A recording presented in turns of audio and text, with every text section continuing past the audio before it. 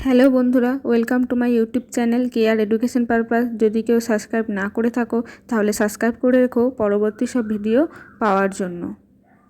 তো আজকে আমি তোমাদের সাথে আলোচনা করতে চলেছি সামার প্রজেক্ট 2025 ক্লাস 9 এবং 10-এর ইংলিশ, যে একটা টপিক আছে write a short story or poem in English using simple word and phrases. মানে একটা ছোট গল্প লিখতে হবে কিছু সহজ ওয়ার্ড এবং ফ্রেজ ইউজ করে। তো সেটাই আমি তোমাদের সাথে আজকে আলোচনা করব। দেখো, আমি আলোচনা করব শর্ট স্টোরিটা। তো প্রথমে দেখো, আমি এগুলো ইংরেজি এখানে করেই দিয়েছি পুরো গল্পটা। তো আমি বাংলা মিনিংটাও তোমাদেরকে শেয়ার করে দিচ্ছি যাতে এখান থেকে কিছু বুঝতে অসুবিধা না হয়। তো দেখো, দ্য টকিং বার্ডস মানে দুটো কথা বলতে থাকা পাখি। এই দুটো পাখিকে নিয়ে হচ্ছে শর্ট স্টোরিটা। কোয়াইট এ লং টাইম এগো, অনেক সময় আগে, there live two talking birds with their parents. দুটো কথা বলতে থাকা পাখি তাদের বাবা মায়ের সাথে বাস করত। One day when their parent were away, একদিন তাদের বাবা মা যখন বাইরে শিকারের উদ্দেশ্যে গিয়েছিল।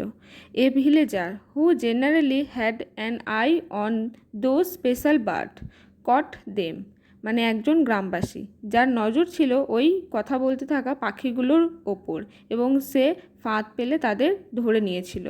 অ্যান্ড টুক দেম অ্যাওয়ে, এবং তার সঙ্গে তাদের বাড়ি নিয়ে চলে এসেছিল। One of the birds got away from the trap, একজন পাখি যে ওই বন্দি থেকে বেরিয়ে এসেছিল। And looked for his parent, এবং খুঁজতে থাকে তার বাবা মাকে। The bird at last arrive at a hermitage where it was welcomed and had some food, অবশেষে সে পৌঁছেছিল একটা ঋষির বাড়িতে। সেখানে তাকে স্বাগত জানিয়েছিল ঋষি এবং কিছু খাবার দিয়েছিল। হি লিভড জয়ফুলি, সে বাস করতে থাকে সেখানে খুব আনন্দের সাথে। Explorer once ran over the other bird, একজন ভ্রমণকারী সে একদিন গিয়েছিল ওই গ্রামের যে গ্রামবাসীটি তাদের ধরে রেখেছিল তার বাড়ি। দ্যাট দ্য ভিলেজার্স গট, যে তাদেরকে ধরেছিল তার বাড়ি।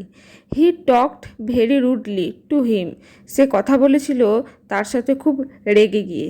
হি ওয়াজ শক টু সি, সে অবাক হয়ে গেছিল এটা দেখে। A talking bird but at the same time was angry with his way of বিহেভিয়ারিং, মানে এই কথা বলতে থাকা পাখিটির মানে এত রাগ, কেমন খারাপ তার আচরণ। The explorer visit the hermitage and the recognized a similar talking bird, তারপরে ওই ভ্রমণকারী একদিন ওই ঋষির আশ্রমে গিয়েছিল এবং সেখানে সে চিনতে পারে যে ওই একই কথা বলতে থাকা পাখি এখানেও। Yet this bird talking respectfully, কিন্তু এই পাখিটি খুব সম্মানের সাথে তার সাথে কথা বলছে। And welcome him to remain there, এবং তাকে খুব ভালোভাবে তাদের কাছে বাড়ির মধ্যে স্বাগত জানাচ্ছে।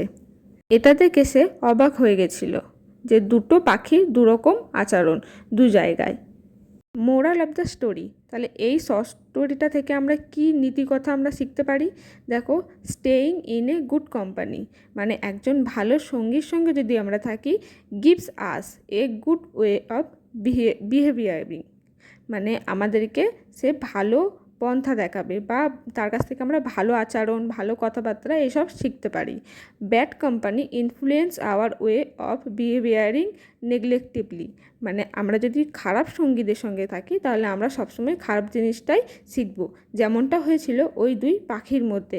দেখো, যে পাখিটি ওই বন্দি হওয়া অবস্থায় ছিল বাজে লোকটার কাছে, সে তখন খারাপভাবে আচরণ করেছে খারাপ জিনিসটা, কিন্তু অপরদিকে যে পাখিটি আশ্রমে ওই ঋষির কাছে ছিল সে কিন্তু তার কাছে ভালো জিনিসটা শিখেছে, ভালো দেখেছে, তাই সে মানুষের সাথে সম্মানের সাথে কথা বলেছে এবং খুব ভালোভাবে তাদেরকে স্বাগত করতো। তো এই স্টোরিটা থেকে আমরা এটাই জানতে পারি। এটা হচ্ছে তোমাদের সামার প্রজেক্টে শর্ট স্টোরি, যেটা আমি এখানে শেয়ার করেছি। এটা দেখবে খুবই ছোট, তো তোমরা এটা সামার প্রজেক্টে লিখতে পারো। আর আমি বাংলা মিনিংটাও তোমাদের বলে দিয়েছি যাতে তোমরা পুরো গল্পটি ছোট করে বুঝেও যেতে পারো খুব সহজেই। তো এই ভিডিওটা এই পর্যন্তই। যদি ভিডিও ভালো লাগে একটি লাইক করে পাশে থেকো।